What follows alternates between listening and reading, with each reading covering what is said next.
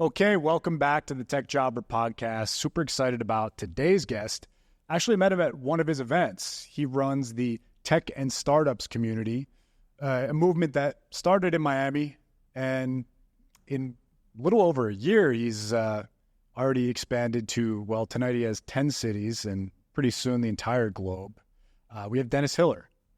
Welcome to the show. It's so great to be with you. And as we were, discussing before this, I admire anybody. I mean, everybody knows you're around Brickell, first of all, but doing this day in and day out, podcasting, it takes a lot of work, and I feel like you're really contributing to the ecosystem nicely. You know what I mean? Well, I appreciate that because I get to talk to interesting people. Obviously, you have a lot going on with your newest venture, the Tech and Startups community. But before that, you were part of a $295 million exit, angel investor. You had years in the music business. Where should we start? I mean, what brought you to Miami? How'd you get here? So I've been coming to Miami for years. So I grew up, so I was born in Ukraine and then grew up in the Bay Area. And I've been coming to Miami since, I believe, since 2010, if I'm not mistaken. So my career has been tech, music, and then right back to tech. And during my music industry days, we had a lot of reasons to be all around the world, including Miami. So I really fell in love with Miami before moving here. Mm-hmm. And I've lived around the world. And my wife's from, I know your wife has Caribbean roots, so does mine, or girlfriend. Wife. Yeah, Haiti. Haiti, yeah. Other side of the island. So my wife's Dominican, and Miami just felt like a good home base for us. Quality of life, of course, amazing. All of everything going on here, the weather, the lifestyle, the people, all the density, the locals, the transplants like us. I'm in love. Yeah. So I think for me it's so interesting because you see so many people. The new thing is building communities. 2 years ago, it was social media. Now it's kind of more intimate communities. In a year, you've scaled this thing like crazy. Yeah. The guy has tons of sponsors, very large sponsors as well. Why don't we just go through a little bit how this all came about? Yeah. So, and also behind the camera is my co-founder, Gazelle. She's a big part of this organization and also just really, really scaling it. She brings the structure to it. But I agree with you. It's a really interesting point you're raising about building community, that it's sort of the thing now. And I think what happened is once upon a time, you could just sort of take pictures of yourself, a few videos here and there, and that was enough, versus now it feels like more and more people want to see you contributing a little more to the world than just that. And maybe that's where it came from. Probably also, where it came from for me is, I spent the COVID years largely locked down and sitting in my living room, reminiscing about how things used to be, wondering if this is the way things are, just, a lot of things that people went through. And I really thought, when this is over, I want to do whatever is not this. And I think bringing together a room full of strangers who quickly become friends and acquaintances is not sitting in your living room isolated. And that's where it started. The thing is, so my wife and I, we moved out to Miami about 3 years ago at the end of 2021. And really the way this started is, so we wanted to meet people, and we didn't start a tech community. We started a community that a good friend of ours is running, Kevin Meadows, called the Miami Language Exchange Party. I don't know if you've heard of this. No.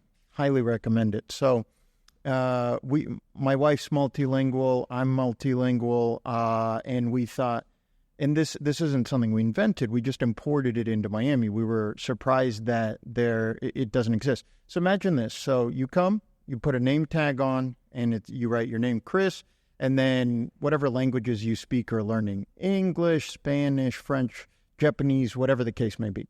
And we thought, how does Miami not have this? Mm-hmm. Like, it's 70% of Miami-Dade speak Spanish at home. You have people from Latin America, Europe, U.S., Asia, all around the world. And we thought, this is a perfect melting pot. Can't believe it's not here. So we set it up in Brickell back in in June of 2023. Mm-hmm. And then what I liked about it a lot is you meet people, you hear so many different conversations in different languages. Even if you speak English, show up. You're going to help a lot of people practice English. You don't need multiple languages. Anyways, and it was just a very natural way to meet people and sort of intellectual, which I liked. And it was the kind of environment where you wouldn't really ask people, what do you do, which is a pretty standard thing in the U.S. You just have a blast. And I must have met people 5 or 10 times without asking one another, what do we do? And then when the conversation finally went that direction, I realized a third of the room was in tech and really sharp people, data scientists at Microsoft, startup founders, VCs. We had a VC who has a fund dedicated to funding African startups, all this stuff. And I thought, okay, well, I'm in tech, they're in tech. Let's build a parallel community in tech. And that's what started this. And there wasn't really some kind of grand vision. It was just, let's connect people, let's meet. There's a lot of people who just moved to town. And, I grew up and built my first 2 companies in the Bay Area. And so I had a good feeling of what a proper tech community could look like. And I noticed that a lot of people who moved from New York, the Bay, Chicago, they came to Miami and realized it's a little bit fragmented. So you have some stuff going on in Wynwood, some stuff in Fort, here, there. And it just wasn't, I don't know. We wanted to create the anti-networking event. I guess what I mean is, let's say you go to a typical event. You don't know anyone. You have to fight for your way into a conversation. It's weird. Versus what we try to do is lead with hospitality and graciousness. So if you come, I would love to just say hi, introduce you to someone else. If you're standing in some of the smartest people are socially awkward. Like I love to grab sharp people who are just standing on their own and introduce them to someone else who I think they might hit it off with. And, that's been our culture. And so all of 2023, we were in Miami. And then in this year, we started expanding. So we created our sister community in Atlanta, run by some great folks over there. Oliver, Chodny, and Parvin. We're 2 blocks from Georgia Tech, so some of the brightest minds in the world are over there. Right downtown Atlanta. Mm-hmm. Oh, yeah, that's right. You were just in Atlanta, weren't you? Yep. You like it over there? Yeah, it was nice. You know, my second time there, it was, but yeah, I think I was right. I filmed Tech is the New Black there, and it was basically right where you guys do the events, right? Yeah, we do it right there, right by Georgia Tech. There's a lot of AI, a lot of what they have, what Miami needs is they have homegrown talent, thanks to Georgia Tech. And I know we'll get there with all the funding for UM and FIU and Miami-Dade, but we're not there yet. We have to import our talent. They grow it every year, which is cool. Yeah. Yeah. Okay. So so it was going, I don't know, it was going so financially well and with the sponsors or I mean, that you just decided to expand? I mean, what was the move there? No, it was just a love for it, honestly. It was a love for it. So we backed our way into a business model in a strong community. But what we realized really quick is we just need to focus on connecting the right people. And, I can talk about some of the tangible benefits of that.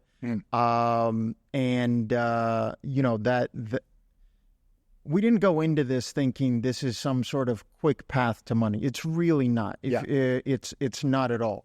We bootstrapped this thing for a year and a half before we just started raising our first round, and we bootstrapped it, and it wasn't that at all. It was just the love of it. It was like I've met so many interesting people. Like I had coffee this morning with one of our investors who's, world-class developer from the Bay Area, transplant here, met another person, meeting you now, right? We connected. It's made my life richer. Founders have raised money thanks to the network. People have made friends. People have found jobs, tech professionals, both on the sort of larger enterprise level and startups, investors. It's that. And then, through that ecosystem, you can go on to do bigger and better stuff. But this is not some sort of get rich quick scheme. This is the last thing you want to do if you need to make $1 right now. Yeah. Yeah. And I mean, I've been to a couple of your events, and for anyone in tech, there's always people that have startups that they're not looking to pay fees. So my recruiting business, I haven't gone in there, but they're looking for talent, part-time, full-time, or heavy equity. So it's a great place to maybe, kind of evaluate your options if you're in tech. Yeah, like I'll give an example. So, outside of, so we have seen a lot of recruiting, which is great. And then outside of the recruiting, so we have something that we launched a couple of months ago called the Investor Pitch Newsletter. And we were making sort of connecting the dots with interesting founders and investors as the founders were raising. And then at some point we realized, you know what, we need to formalize this process. This is taking up a lot of work. So what we do is founders will, you can go to techandstartups.com and submit your pitch deck under Investor Pitch Newsletter. We'll take a look. If it fits, we'll send it out to our network of investors free of charge. We don't take money from either side. It's like, when you, some people may not know this, but when you join an investor network like an angel group, you're paying thousands of dollars to be a member of that thing easily. I don't know what Miami Angels charges. I'm going to bet $3K a year. Yep, give or take. I did look into them, and that's about what it was. Right, and and they have costs and makes sense. But when it comes to what we do, there's no cost, so it's out of the love. And we have 50 investors up from zero. I'm sure we'll be up to a couple thousand in no time. And, recently a SaaS company was raising $1 million. We helped raise 70,000 of that. So I'm pretty proud of that, just by connecting the dots. I think I went way off course, but, Yeah, I mean, so that is, this space is your background, though. Yes. From Silicon Valley, you were an angel investor. Why don't you talk about that a little bit? Yeah, well, so I grew up in the Bay Area. And I never really noticed how special it was until becoming an adult and even traveling a little bit. But so I grew up in Palo Alto and Mountain View. It wasn't as bougie or fancy as it is now. It was just a place, essentially. And I didn't think, I sort of, you're a kid growing up. You're biking, you're going to school, you're playing sports. You're not thinking about the fact that guy over there at the Cheesecake Factory in downtown Palo Alto, one table away from you, literally invented the mouse. Like, it doesn't cross your mind that somebody invented the mouse. Or, for example, I look at my friend Karen, and, she's sort of a legend of Silicon Valley. Jeff Bezos tapped her to name the Kindle. Somebody named the Kindle. You don't think about that, but they did. Somebody named a TV. They were like, well, what is this thing? And so that's the Bay Area, and that's the environment I grew up in. And when after high school, I sort of dabbled in college, but it really wasn't my thing. Not because I was super smart, but because I just really had an itch to get out in the world and do something. And this was before it was cool to drop out and do things. Sure. Way before that, we're talking 2004, 2005. Yeah. And so what happened was a couple of my friends, they had, they built some of the first wireless streets in the world. So right now when you go to, I don't know, a shopping center and there's Wi-Fi all across that shopping center, you can take it for granted. It's not a big deal. Back then, huge deal, enormous deal. And so, but what was it? So because there was no 5G, and so we assumed that the way you would cover the world with internet would be Wi-Fi, this new technology. Just like there's hype about AI, believe it or not, back then Wi-Fi was the hype, right? You said 2004, 2005. That was like Intel Centrino. They're bringing all this money, VCs. Anyways, and my friends, they built some of the first wireless streets in the world. So downtown Palo Alto. So they looked at hotspots and said, what if we cover a whole street and you can take your laptop and you can sit on the bench and you can go here and you can have this really interesting experience. And covered certain streets in San Francisco, like Chestnut Street, the Marina District, Castro, Union Square, these legendary places. Nobody cared about them because they didn't go to tier 1 schools. They didn't go to Stanford. They didn't go to Berkeley. One of them had a San Jose State background. One of them had, they had more working class backgrounds. Nobody cared. And so I was sort of stumbling my way through college, wasn't really liking it. And I thought, you know what, let me get them some press. I knew nothing about it, but I figured, let me do it. So I spent 6 months and learned how to get press, and nobody would bite. And they also could smell that these guys weren't the chosen ones, and so they didn't bite. And finally somebody did, and so it was a domino effect. San Francisco Chronicle, PC World, back when the media really ran the show. Mm-hmm. And there was just this wave of press. And next thing you know, on the heels of that and their hard work, you know, some money was raised, millions of dollars were raised. And we were going to build a Wi-Fi company. And we quickly realized that wasn't a path forward, but nevertheless, it got us in the door. We raised money. You know, there was a talented group of engineers and other folks. We were a team of 10 sitting in Sunnyvale at this point. Yeah. And they used to be like the hotbed, Sunnyvale. Yeah. Well, and now if you really think about it, so we're doing an event in Menlo Park tonight, among other places. And I look at the Bay Area as, I mean, it's crawling with tech everywhere, but I really break it down into San Francisco, the Peninsula, San Jose, and then Oakland, Berkeley. Those are, to me, sort of the four big areas. But anyways, just to conclude this story, so we bought a VPN, one of the first VPNs in the world. We thought, hey, our users are using public internet, they're hackers. Let's give them access to a VPN. So we bought a VPN and incorporated it into our company. Nobody thought anything of it. It was bought for, I think, $75K in some stock. And so anyways, one day I'm running around and I was, you know, I don't have a technical background. I'm a growth person, marketing, PR, etc., product. So I was running around and I asked our engineers, I said, who's using this thing anyways? Can we pull a report? Is there any analytics? Like, I was just curious. I pull it up, 100 people in the U.S., 900 in the Middle East. I said, what's this about? Nobody knew. This is the VPN. The VPN. Yeah. And nobody knew, nobody cared because we're a Wi-Fi company. And I thought, but this is wild. People who don't speak English, we didn't promote it to, who are not on our Wi-Fi networks, are independently somehow finding out about this and using this free VPN tool for our users. Very interesting.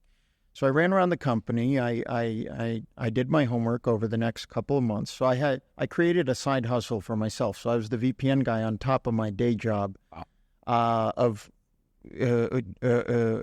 being essentially the communications director, co-founder of this company. So anyways, and to make a long story short, they were using it to get around censorship in Saudi Arabia, Egypt, Dubai, all across the Middle East, wherever there was censorship to access CNN, all sorts of stuff.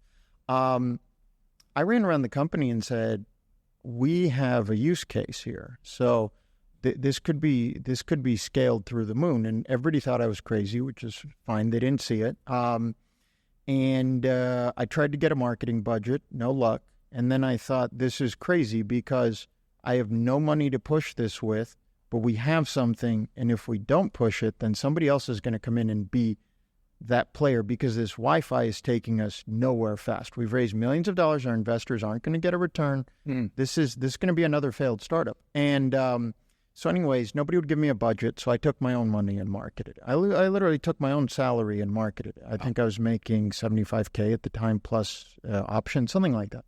So anyways, one problem though. So I called all the major ad networks in the Middle East, 25K minimum spent. I didn't have 25K, so I thought, oh man. So then I spent another few months looking for a needle in a haystack. I ended up finding a guy named Ahmed Mustafa in Egypt, and he created a forum, like an old school forum, like pre-Reddit. Like a cookie cutter forum, which for some reason became the 7th most popular site in the Middle East. And he wasn't monetizing. He didn't know he was 18 years old in Cairo. I think I was like 20 years old. And anyways, it was, so there was no Google Translate, by the way. This is like 06, give or take. So it was a lot of, I had to pay for my own translators. It was very, analog. Got the job done, and I said, listen, Ahmed, we'd like to advertise. How much? And he had 10 million visitors, unique visitors a month across the Middle East. He said $500.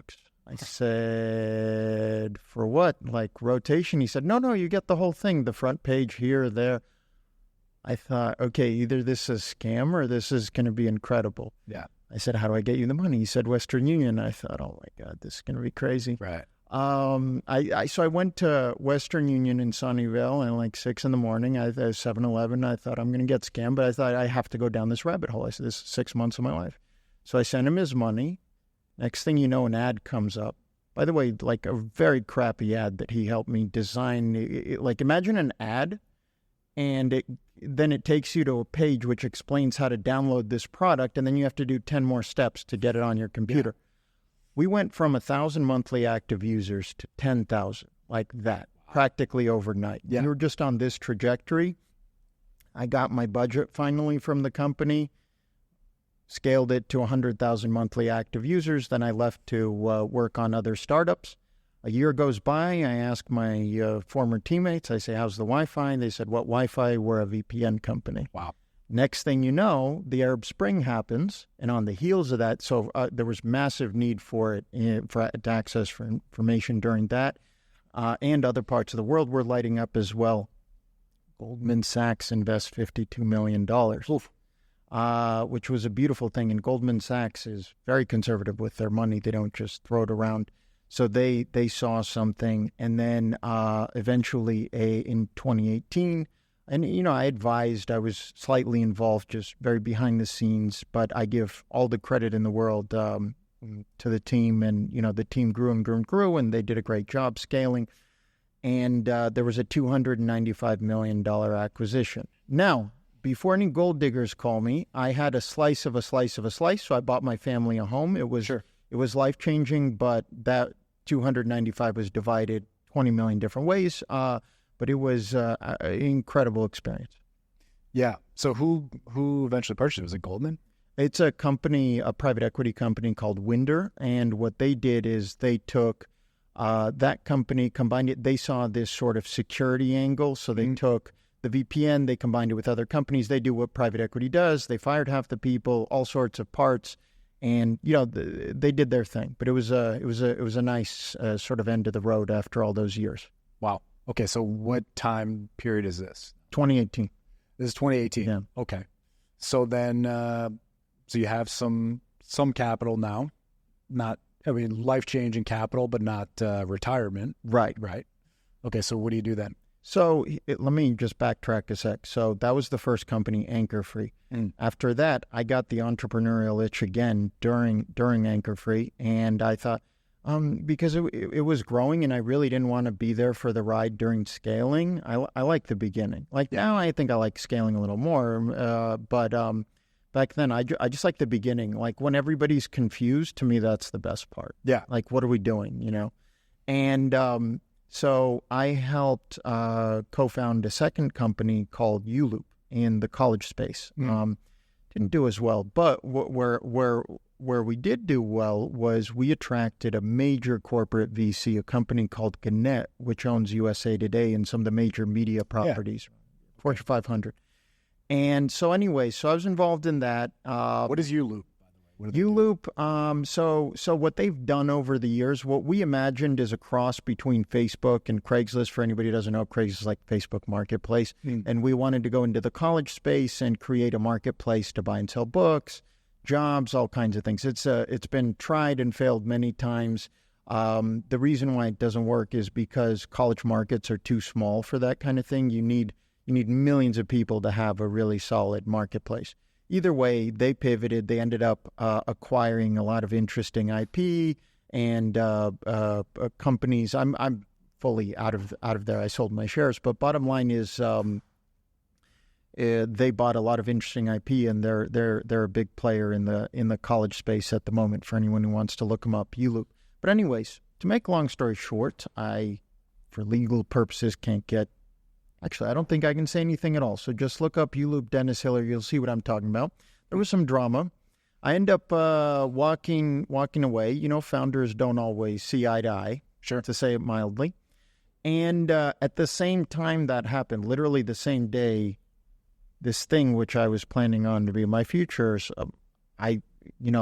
my ex-girlfriend of 2.5 years breaks up with me. So anyway, so there was like this period of confusion, depression, whatever the case may be. And then a friend of mine, Veronica in SF, who's a very talented marketer, by the way, she told me, listen, we need to go out. Let's go to San Francisco. We were in the suburbs. She was going to these underground EDM parties. I thought, great. So I go to the EDM party, and like imagine like shady alleyway pizza parlor above it. Sure. Makeshift, illegal 2 a.m. to 6 a.m. rave, essentially. And there were 3 people there. So there were a couple of local DJs, and then my buddy, Max Angello, who's a friend and business partner at this point. And I couldn't tell why, because I knew nothing about music, but they were all technically equally good. But Max just captivated people. He had whatever it is. He had that stage presence. And it wasn't just that he was a showman, which he was. He was like crowd diving and all this stuff. But like some people just have it. And he had it big time. And I saw it and I was hooked. And I thought, man, I would love to be a part of whatever that is. And so we got together a few months later and we created a vision. Initially, it was to play in the biggest nightclub in San Francisco, which at the time was Ruby Sky, this old theater, which they converted into a club for a couple thousand people. Later, Global Dreams, and that launched my career into the music industry. But it was honestly a happy accident, and I spent 6 years, probably more than that, in the music industry, and then eventually pivoted back to tech. But that led to seeing the world, visiting Miami, Ibiza, Vegas, all these Prague, all these interesting EDM kind of hubs. Yeah. And honestly, here's the other thing. So EDM really crossed into the U.S. in outside of pockets like Miami and Chicago in around 2010. So we rode the wave of that. So it was our energy plus this massive wave of momentum during that time. Avicii, all that stuff. Perfect timing for that. Yeah.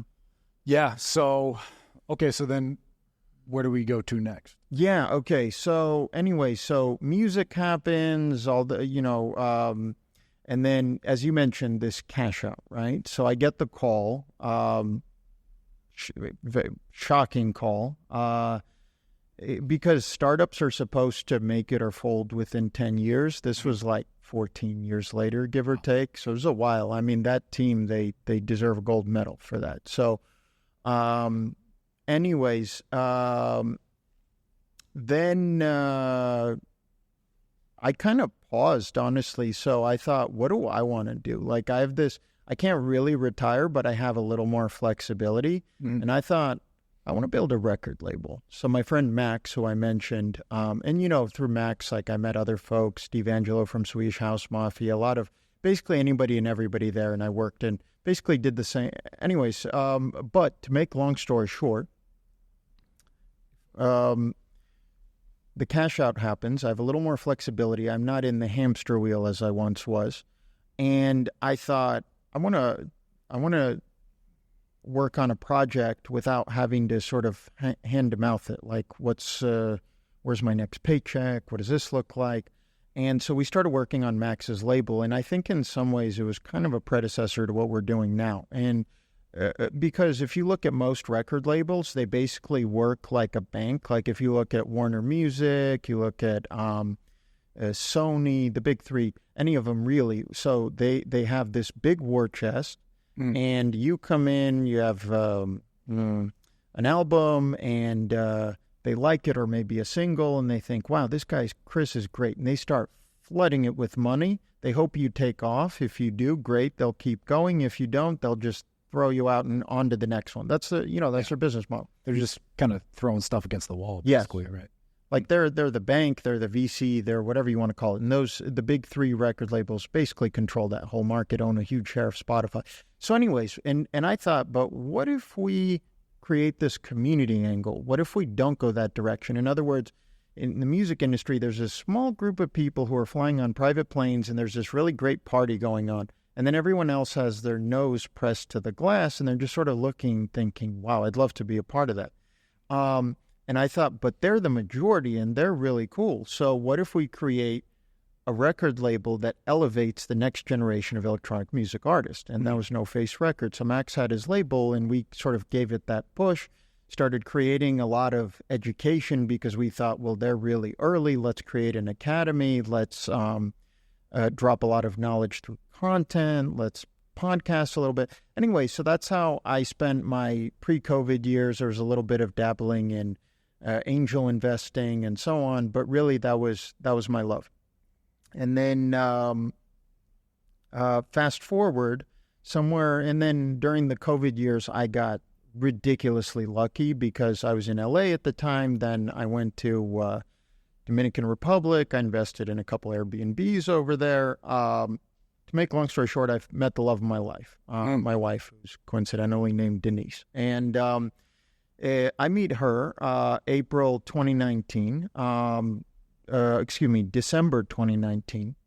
I decide I'm going to stay. So I moved to another country. I thought through it. Yeah, I moved to Dominican, Santo Domingo. I thought I met this great person. I'm not getting any younger. Let me see where this goes. Turned out great. We moved in together in my, she had her apartment across town, which she kept because she didn't know much about me. I didn't know about her, but it just felt right. And I was never the kind of person who would say, yeah, let's just, get the U-Haul and move in. But that's how it went. Mm-hmm. Second date, we moved in. Wow. And I just had a really good feeling about it. And we were just on, when you're on you're just on the same page. Like, I don't know what your relationship's like, but I feel like it's really good from what I can see. And so I met this person where it's like whenever there's a crossroads, we always look the same direction, which is really cool. It's not there's disagreements. We're just on the same page, same values, everything. I was working in a co-working spot in San Domingo. We're going out every night. We were having a blast, like honeymoon phase. Next thing you know, they announced COVID. I thought, whatever, I don't really care. And I was working in a co-working spot. Imagine 300 people, 200 people, 100 people, 50 people. Then it's just me and the cleaning lady looking at each other. Then they close down that place. My wife loses her job because the company went out of business. They're about to close the capital. I thought, we don't know what this is. Let's go to the beach. So we go to Cabarete in the north of the country. We basically sort of traveled around during COVID. We had a blast. It was intense, like for everybody, but we had a really good time. So I proposed. So then we went to Colombia after a year because I had island fever and had to get away. Then my wife got pregnant, which was awesome. We have almost 3-year-old daughter. And so my COVID was a love story. Sure. It was a mess like everybody's, but it was a love story. And then we moved to Miami right after that because we were deciding between LA and Miami. And I thought, no, Miami. Yeah. My wife thought Miami. It's been a great decision. And now we sort of divide our time between Miami and Punta Cana. Not a bad way to go. Yeah. Have you been out to the Dominican once? Once? Yeah. Yeah, once for a wedding. It was great, though. Oh, nice. Yeah. Which part? Punta Cana. Punta Cana. Yeah. Yeah, that's sort of the hub. Yeah. Yeah. Yeah, it was great. Yeah, so L.A. or Miami, I mean, was it just the lockdowns, basically, or? It was more than that. Well, I mean, there was a quality of life thing. So I've lived in L.A. twice, 2012 to 2014, and then right around like 2018, 2019. And so I saw L.A. deteriorate. I mean, it's still an amazing city, just like New York, but, I just saw it go like this, and I didn't like that. But it wasn't just that. It was proximity to my wife's family, the tropical weather, because at this point I was kind of a tropical, like once you go tropical, it's so hard to go back. Yeah. You know what I mean? When you have endless summer, if you like volleyball, swimming, whatever, it's just addicting. And the people, and, I speak Spanish, and I thought, I want U.S., but not U.S., and that's my end. Yeah. It's really not the U.S. No.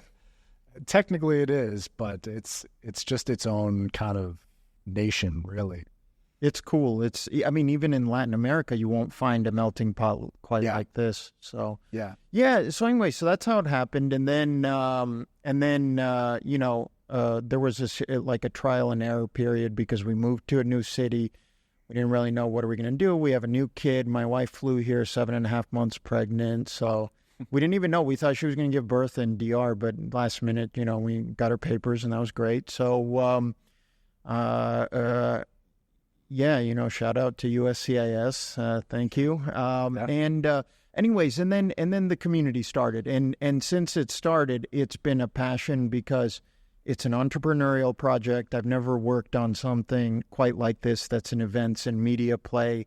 And that's really benefited every player. It was the reason why I like it, Chris, is because I've worked in tech long enough that it really allows you to zoom out. I never zoomed out. Like when you're a founder, it's not like you go to an event and you think, "Who's throwing this? Why is this here? What's the spot?" You're just there.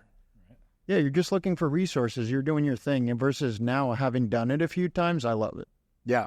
Now, what are you seeing? Obviously, you're touching a lot of different people in tech, different types of technologies.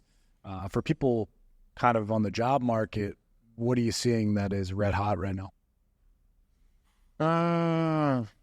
Man, I'm almost intimidated to answer in front of you because you're the expert, but I'll do my best. So here's what I'm seeing. So what surprised me the most about organizing, and you might have seen it, like tonight we're organizing a social event. There's not going to be a speaker. It's all of us on the roof at Hyatt hanging out. Other events we've organized with a fireside chat as well, which is always nice because then there's sort of an educational component. We've had people like Sarah Pichardo from PepsiCo Labs, Pepsi's in-house corporate VC arm. We've had Shakar Agarwal, who's a Series B founder of Spot Nana, which completely disrupted the corporate travel tech space. But anyways, what surprised me is it's a given that you're going to meet startup founders, check, professionals from startups, makes sense, investors, make sense, vendors like yourself, makes sense.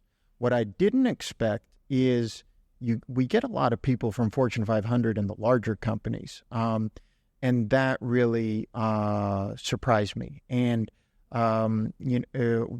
for example, a friend of mine who's a data scientist, she lives down here. She's in Zurich for business, and she's coming to our event in Zurich right now, which is cool. I love that cross-pollination.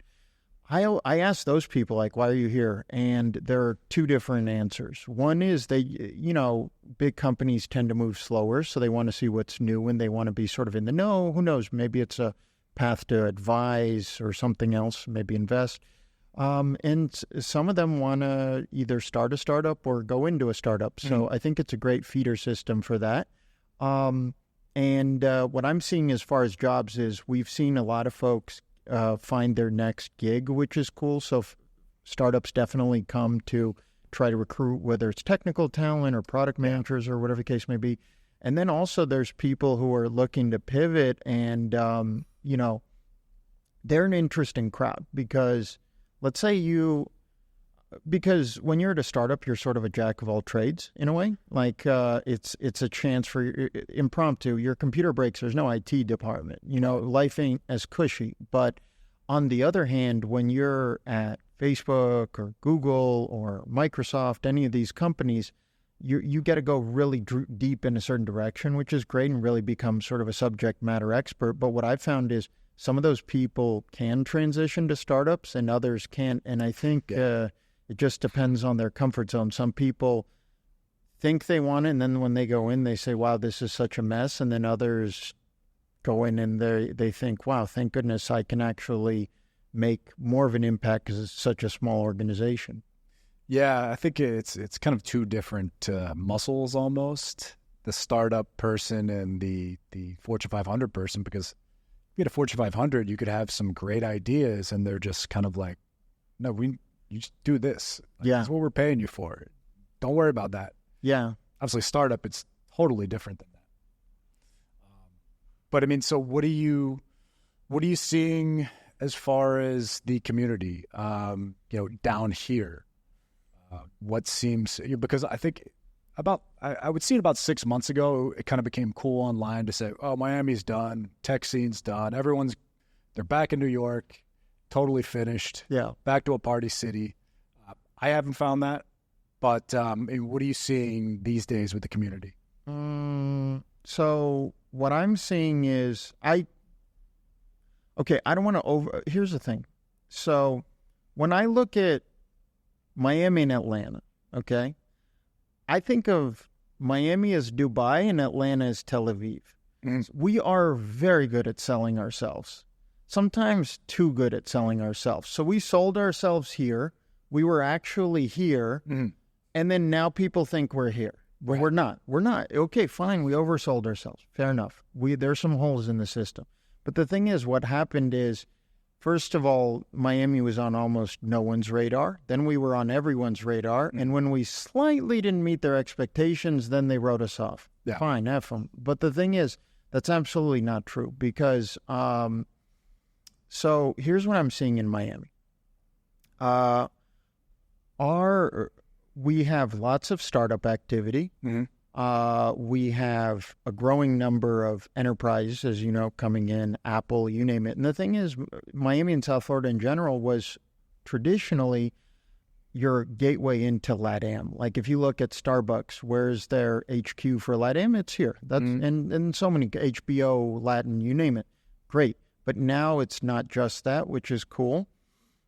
We have a growing number of investors. We have a growing number of remote people. What we are lacking, and I believe it's only a matter of time before this is fixed and people are already working on it, is we need homegrown talent. And we have it, but we need stronger universities. And I mean, Jeff Bezos lives here. A lot of people live here and they're putting in Manny Medina, you name it, and they're putting in a lot of money into these universities, and that's going to create homegrown talent. And so I see Miami as this transitionary period, and, where I think there might have been a mistake is the following. And a lot of startup cities fall into this trap. They say, we're the next Silicon Valley. I'm from Silicon Valley. Silicon Valley is boring. I'm sorry to say. It's boring. It's don't get me wrong, it's amazing. Okay. It's to tech what Houston is to oil. It's a one-horse town, okay? And the food scene has gotten better. The theater scene has more or less gotten better. But my point is, I don't aspire for Miami to become the Bay Area. I love Miami for what it is, this eclectic group of people, this creative group of people, whether they're in tech or in other things, this amazing place where you can go hang out in Jamaica for the weekend, this very unique lifestyle. And that is what we are becoming. We are becoming like a better, a more advanced version of Miami. We will never be in the Bay Area. We will never be the Bay Area, and we shouldn't aspire to be the Bay Area. Neither they shouldn't aspire to be us. It's a ridiculous direction, and I think that may have shot us in the foot. But if anybody thinks we're just going to shrivel and die, and that we're not growing, they're out of their minds. Yeah. I mean, there's always someone trying to be. I was in Denver 10 years ago. We're Silicon Mountain. We're going to be the next tech hub. And it's never the same as that boom of, like 2006 to, 2016. I mean, would that be like the key time in the San Fran, Silicon Valley area? Or? Yeah, I mean, look, if you think about it, there was, so if you look at Web3, crypto, all of that, that's very decentralized, right? So there's not really a center of it. On the other hand, AI there is, and where the Bay Area does really, really well, the Bay Area is a bunch of engineers. So if New York is largely sales-led growth, you hype it, you grow it, Manhattan, these larger-than-life personalities, the Bay Area is known for product-led growth. They're very geeky, they're very intellectual, they're a great group of people. They need something to really, they're like a laboratory. They need something to really dig into. And AI has brought back the Bay Area in that way. And there's these gargantuan companies that have raised 600 million, billions of dollars of, obviously our friends at OpenAI, all of that. So the Bay Area is doing its thing. Yeah. But so is Miami. And there is a world where both can exist. It's not an either-or situation. If it was an either-or, then why does Silicon Valley Bank have offices in the Bay Area, Miami, and so many other places? Same thing with J.P. Morgan, same thing with so many other companies. Why isn't Google just in Mountain View? I mean, there are people who want to live in Tel Aviv, Bangalore, all sorts of Miami, all sorts of places. Where we are special is we are a gateway to the U.S. So, for example, If you talk to our friends at Lazo or some of these other companies,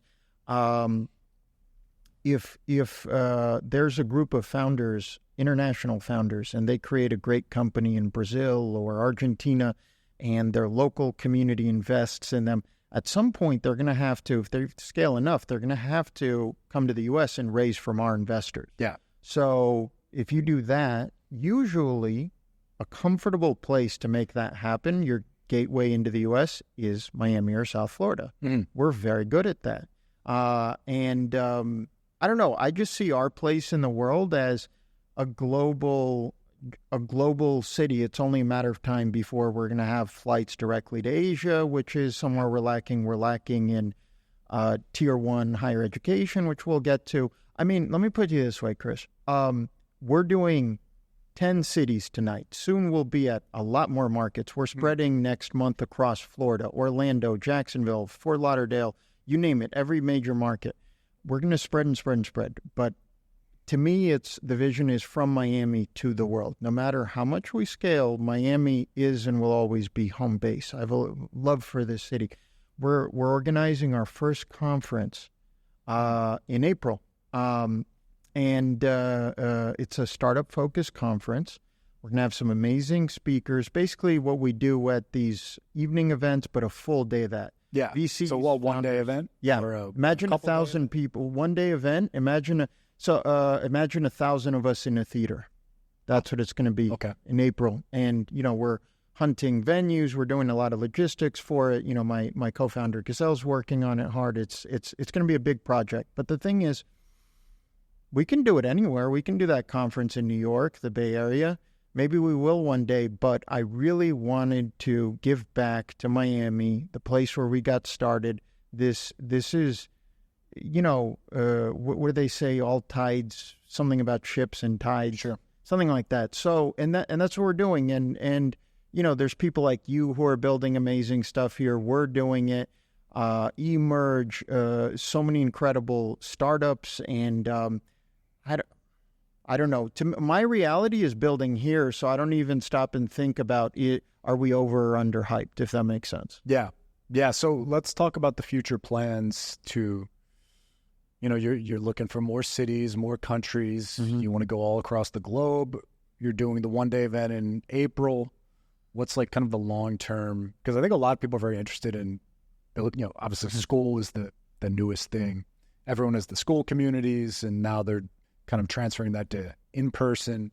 So you started with in-person. Now, kind of what's the next step? Yeah, so if you think about it, we went backwards. So if you forget about tech for a sec, yes, we're in tech, but if you set that aside, we are an events and media business, fundamentally. Most people, what they do is they go into a media, whether it's a podcast like this or newsletter or any number of things. And then a community grows around that, and then you go into events. We went backwards. We went into events, which is logistically a lot harder in some ways. It's a lot, right? Because you succeed in public, but you also fail in public. Mm-hmm. I can talk about we've failed. We haven't just succeeded. You've had some events where it's flopped. Oh yeah. We've had and listen, I can sing our praises, but you have to be honest with yourself. So last month, for example, we had this same collection, this worldwide tech and startup social, as I call it, this shared experience across cities. Most of them went well. Atlanta, we had to cancel due to a natural disaster. Okay, so not our fault. But then we had the Bay Area, of all places. It killed me inside. So home turf. I was born there. I mean, I wasn't born there. I was raised there. Last minute, our host had an emergency. He couldn't show up. Yeah. Imagine you have a room full of people and there's nobody to greet them or explain what this is. So it created chaos. And 3 people aggressively complained. A few had a good time, but there was I don't even know what happened there. And the venue said it created a mess. So we learned. You need more than one person. Fine. But we learned, and that's how it goes. I guess if you want to build a startup, you have to be really comfortable with effing up and learning from that, and not just like falling and that's the end of the road, but okay, that happened. All right, let's keep going. Yeah. All good. Like I told our advisors and investors about it.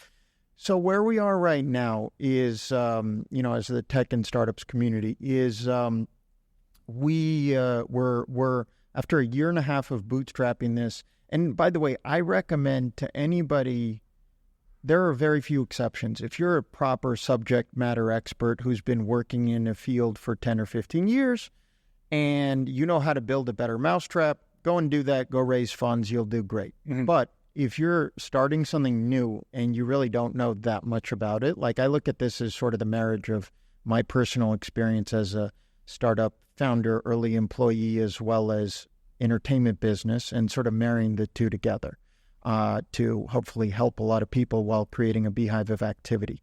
But we didn't raise initially because we didn't know what this was. So most people raise, and then they waste investor dollars while they're trying to figure it out. Yeah, like we did at AnchorFree, and thank goodness it worked out, but more often than not, it doesn't work out.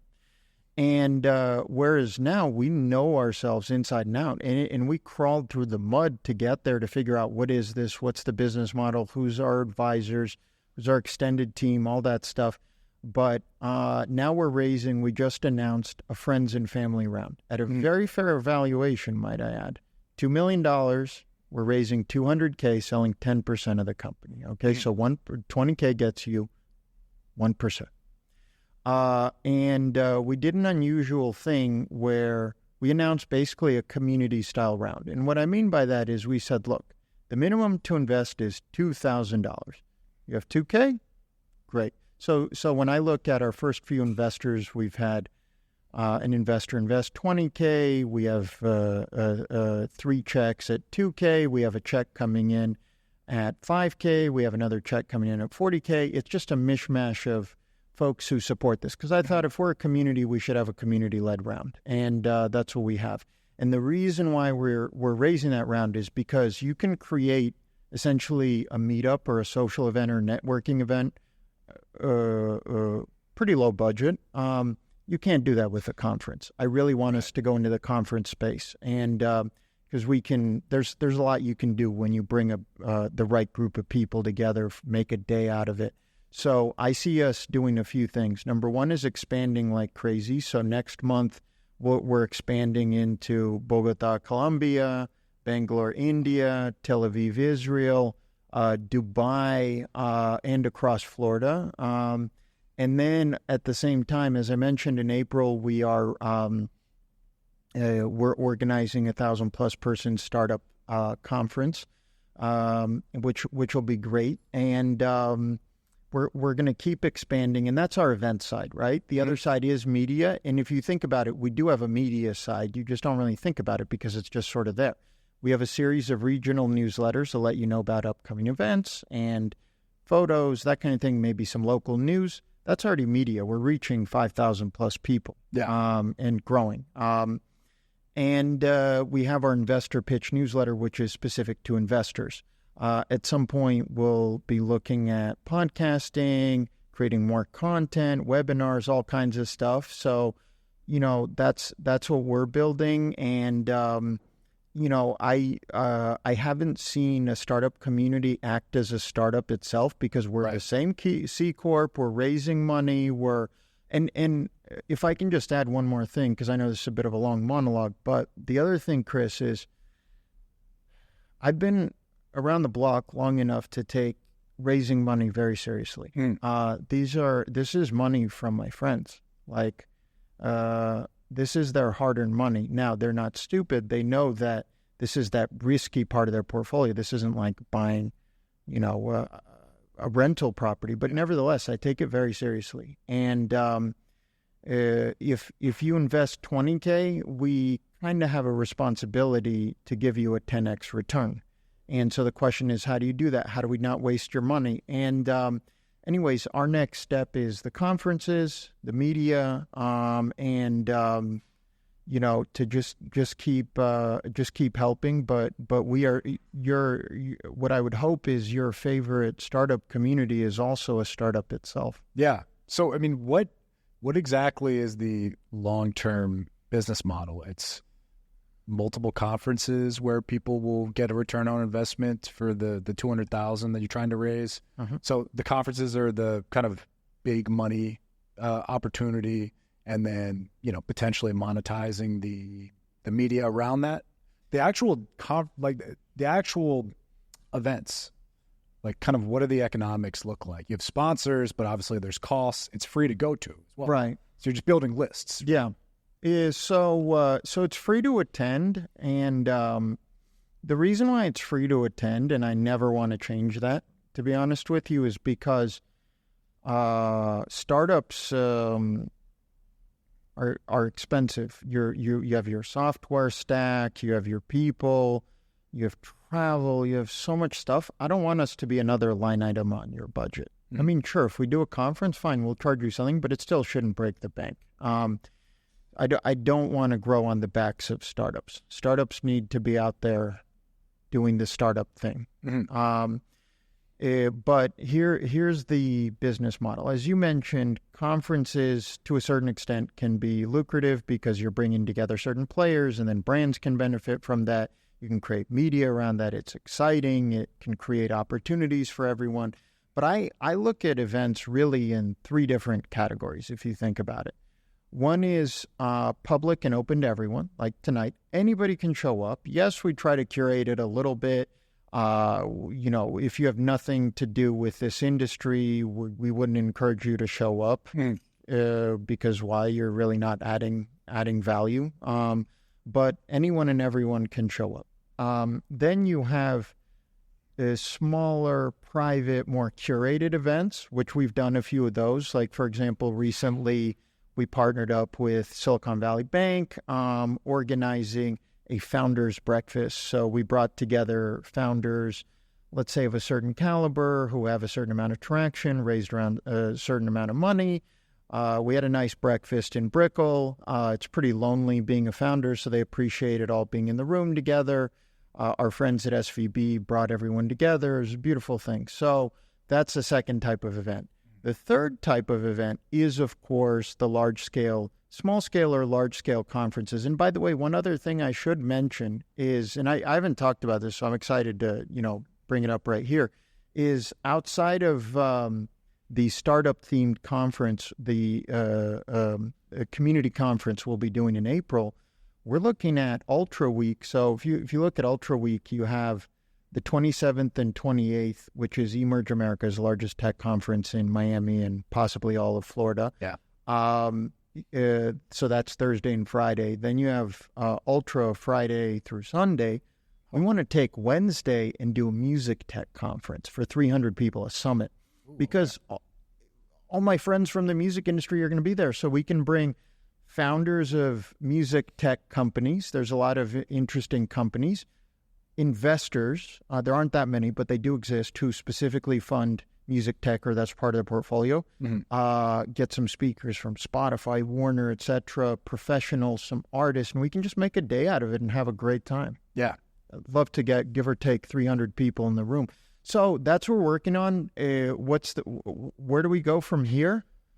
I mean, I just want us growing, really focusing on quality. This can and will and is obviously turning into a great events brand, a media brand. There may be other opportunities. When I think of like who's closest to us, we're not. We're putting our own spin on it, but we're not the first ones to operate as an events and media business. There's Morning Brew. They want media than events, but they do a great job. They were bought by the parent company of Business Insider, and it's sort of a joint venture now. You have Startup Grind. They do great work. You have SaaStr. They do amazing work. SaaStr has a fund, by the way. If anyone's building B2B SaaS, I believe their fund's $150 million. Go pitch them. We might. Would that be on the table for you guys?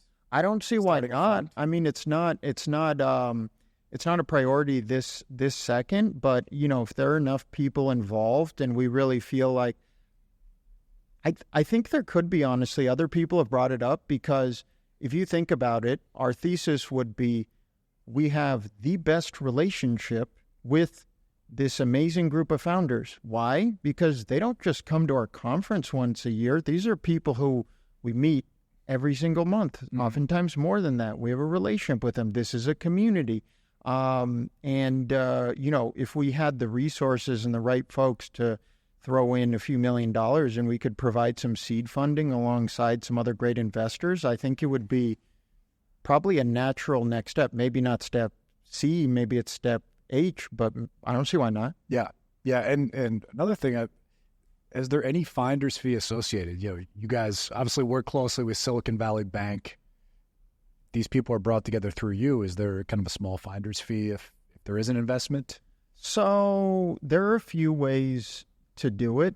So if you look at our investor pitch newsletter, there's no finder's fee. That's just purely creating good energy. But what I have noticed is when you just create sort of goodwill, things happen. Good things happen. Good things happen for everyone.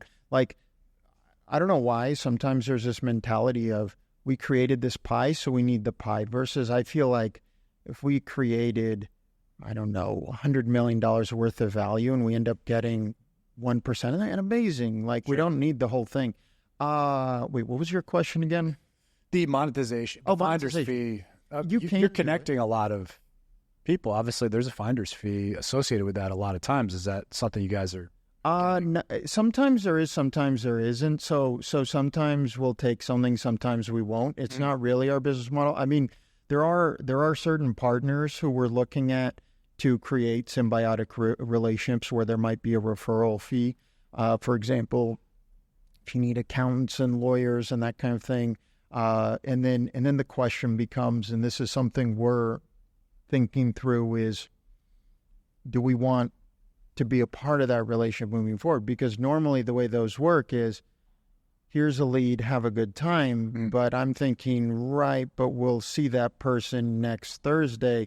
Maybe we white label it. I don't know. That's because when I look at our business model, because you're totally right, that's what we would call startup services, right? And so there's accounting, there's legal, there's also a creative, there's all sorts of stuff around that.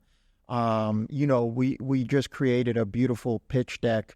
Do we want to offer pitch decks do we want to be sort of the Amazon Prime generic pitch deck? I don't know. Maybe we do. There's startup services, there's brand partnerships, there's ticket sales for some of those larger events, and then there's sort of those symbiotic relationships. So it's all on the table. I think the main thing is, though, we just need to focus less on monetization and more on what should be the center of this, which is how do we all come together to create entrepreneurial activity and help the founders, help the professionals, help the investors, and help the community. And through that, I promise we will have more than enough monetization. Yeah. It's kind of a fascinating, it's almost like, social media back in the day where it was like, we'll figure it out. Yeah. Let's build it, make the connections, and then we'll figure it out later. Yeah, I mean, we're at the moment, we're 5,000 people. One of my businesses in between all this stuff, I had a lifestyle business, then we spun it off. We had one of the largest communities of PR professionals. It was purely online. There was no events, nothing. But there were 40,000 plus PR professionals. I think at the time there were maybe 200,000 in the world. So that newsletter was sponsored by online master's degrees programs in communications, SaaS companies. There are only a few. Actually, come to think of it, so shout out to Inga Browerman. She's one of our advisors. She's an enterprise level CMO, one of the best. We need her to speak at the Miami conference. But she was at the time the CMO of a company called Vocus, which is owned by Cision now, which is probably the main press release. It's how you run your PR department or company. Anyways, and bottom line is, my business partner at the time and we just focus on growing it. Inevitably, Inga and other people eventually called and said, hey, you have a great distribution channel. We'd love to do webinars with you. We'd love to sponsor your newsletter. I think I've noticed, not everyone, but a lot of people get hung up on, oh my gosh, we're so small. How are we going to monetize versus just grow the pie and you'll be good? Yeah. The brands know how to reach what I'm doing with this. Yeah, slowly. Oh, by the way, speaking of this, so I saw, congratulations, that you, as you've been traveling, I think in New York or elsewhere, you're starting to record content as well. Is that right? Yeah. A little. I mean, that's kind of the next step.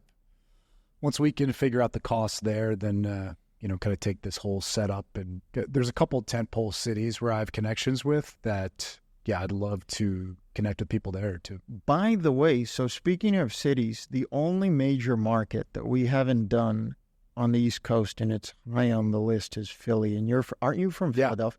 Yeah. I really want to do for Philly. 10 years. Yeah. I really want to do Philly because you guys have at least 3 major universities, maybe more, right? Next, Drexel, some other folks. Yeah. I really want to do Philly. Yeah. And obviously all the people, Comcast is the big dog there. With some other, it's basically from technology perspective, it's Comcast, and then it's a lot of healthcare and kind of things like that. So, there's a massive tech community because I'd go to networking events. I wasn't really meeting the type of people that I wanted to meet. It was a bunch of, everyone's been to networking events where it's a bunch of salespeople sitting there having a drink and hey, you again. Yeah.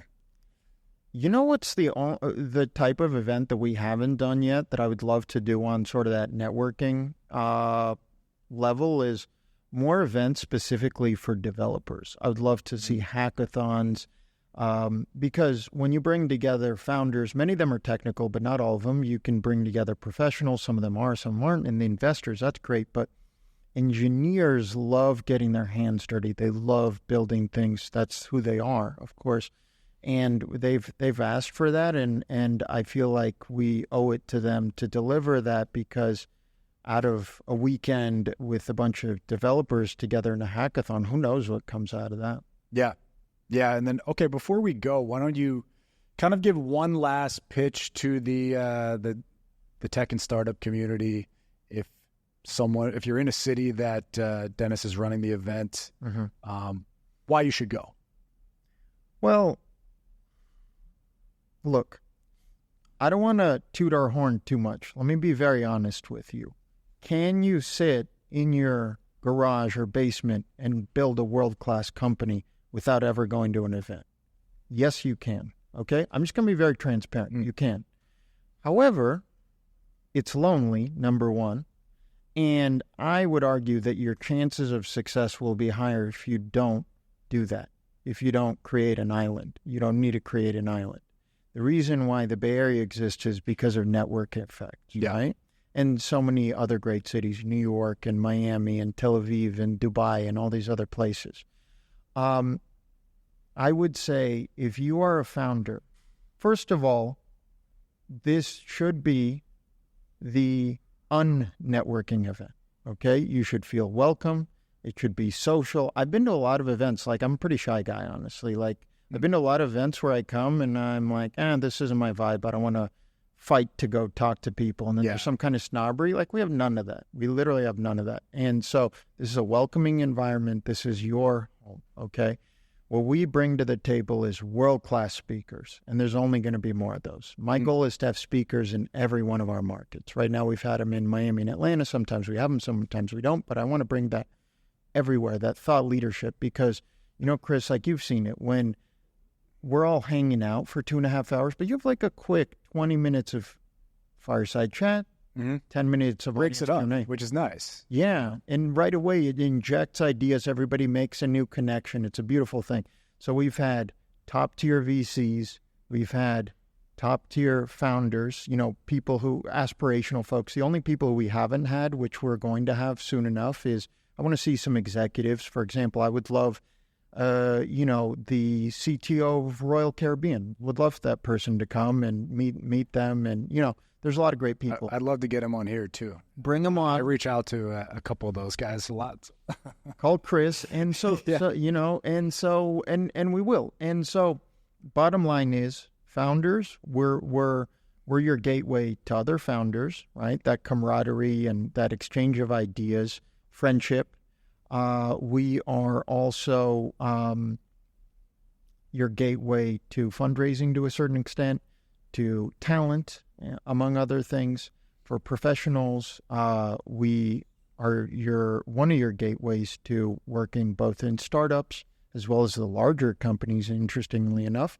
And our investor friends, we are here to help you with deal flow, visibility, and to help position you as a thought leader. We've had, as I mentioned, we've had Sarah Pichardo from PepsiCo Labs. We've had Alex Gold from Harvest Venture Capital, who's based here in Miami.